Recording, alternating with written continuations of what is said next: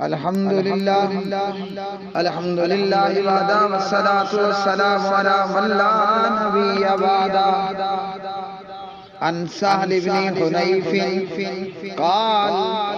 قال رسول اللہ صلی اللہ علیہ وسلم من تطہر فی بیتہ ثم اتى مسجد قباء فصلى فيه صلاة كان له كأجر عمرة رواہ ابن ماجہ۔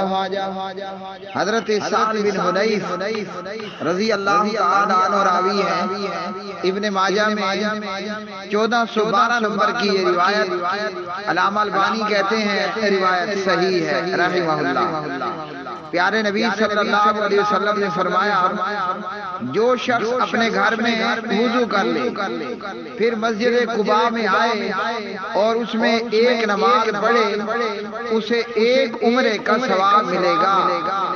اب میرے بھائیو، چاہے وہ مسجد قباء پیدل آئے یا 2 ریال کی سواری کر کے مسجد قباء آئے، آ کر مسجد قباء میں وضو کرے اور 2 رکعت نماز ادا کر لے یا کوئی سی بھی نماز ادا کر لے، اللہ تعالیٰ اسے ایک عمرے کا ثواب عطا فرمائے گا۔